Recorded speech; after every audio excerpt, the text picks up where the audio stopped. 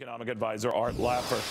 Art, always good to have you. We will get the details, what we hope will be details, even though it's sounding more like a broad plan to lead the charge for tax relief. What do you want to hear out of the president? I want to hear the corporate tax rate is reduced from 35% to 15%. Anything else beyond that would be pure icing on the cake. I think that's what we really need, and that would get the economy going. And, Neil, it would pay for itself many times over. Just the cut in the rate from there. There'd be less sheltering, there'd be less tax evasion, there'd be more businesses coming back to America. But to cut it to 15% now, so you always hear this middle ground talk in Washington that it might end up at 25%. It would still be less than the rate as it stands now, even though the real rate is lower than the top, 35 to 40% rate. But I mean, what would you think of that?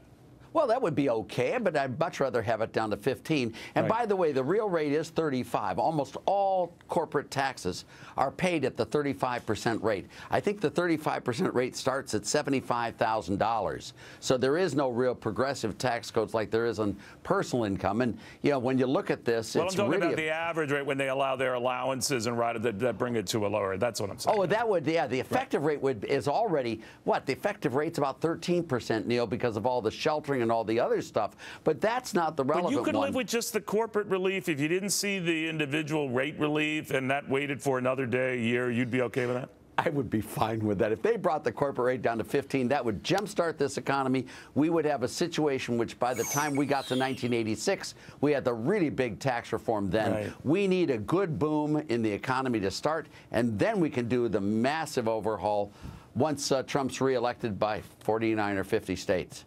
Okay, we'll see how there you goes. Go. All right. All right, I did want to get your there's a report in the New York Times that the president might not be pushing for any relief, that is back to individual rates for the upper income, that their rate will stay at 39.6%. How do you feel about that? It's a small slice of the tax-paying pie, but they are big contributors. Sure.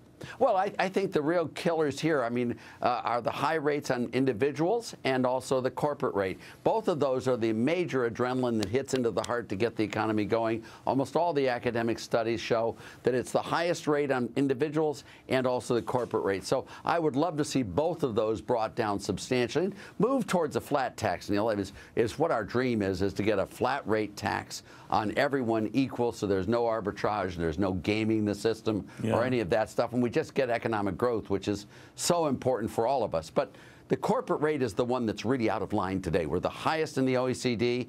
All the others have cut their rates dramatically in the last 15 years. I mean, really dramatically, with the single exception of Hungary. I think you're very well plugged in. I don't think you just throw numbers out accidentally. I think or have talked to people in the White House that they're going nowhere fast on the individual rate thing, that they can make the most progress on the corporate thing, and that you're now trying to make lemonade out of these lemons, that it's going to be just corporate tax cuts and that's it. Well, corporate tax cuts will provide a lot more income for people. I don't minimize that, but it isn't the whole enchilada, is it?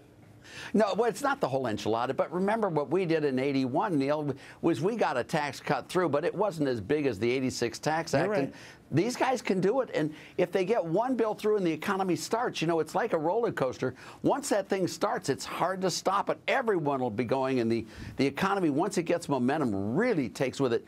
We grew from January 1st, 1983 to June 30th, 1984, 18-month period. We grew by 12% during that 18-month period at an 8% annualized rate, Neil. That can happen again. We're in worse shape today than we were in '81, '82. So, we can do it. And once it starts, you and I will be just cheering and running around and being very happy with the prosperity in this country. I don't remember any of that. I wasn't even born, as you know. But let me ask you, though, about this, because I think back in '81, Ronald Reagan, and I don't mean this in politics, his assassination, the attempt on his life, changed the dynamics and gave him a new sort of lease. I'm like, no pun intended there. No, it did. And a lot of sympathy and a lot of wind at his back to push through that first wave of tax cuts. Yes, he did. And I'm wondering, it's night and day difference, I grant you. The president's handling early on, which I think even some of his critics would acknowledge has been pretty good in handling Harvey, is going to boost his stature, maybe help make his case, maybe improve his gravitas for what could be sweeping tax cuts. I know it's a stretch. If you grant that analogy, no, it's not. What do you You're make completely of that? correct. You're completely correct. After the attempted assassination on Ronald Reagan by Hinckley, I think the president's favorables went up to 70+%. We got the tax bill through fairly easily. It wouldn't have been easy if his favorables hadn't been so high. And then, of course, they collapsed down to 1982. He was in the mid-30s again, sort of a little bit below even where Trump is now, and we got hammered on the election in 1982. But then when the tax cuts began on January 1st, 1983, that's when the boom came. But I think Trump, if he handles this well, could get the gravitas, could get the favorability, could get the boost in his poll numbers that would allow him to get something like this through. At least it would pull some of the Republicans in with him. As so far, his real problem has been with the Republicans. Yeah, you're right about that. All right, Art, always good seeing you. Thank you very much. Great seeing you, Neil. Thank you very much. All right, a couple hours By the way, away. I went to school with your grandfather. I just thought I'd tell you when we were in high school together. Yeah, that was before electricity. I remember that well. He told me about it oftentimes. Yeah, but we had tom-toms instead of telephones, so we're connected. All right, thank you, my friend. Always great catching up with you.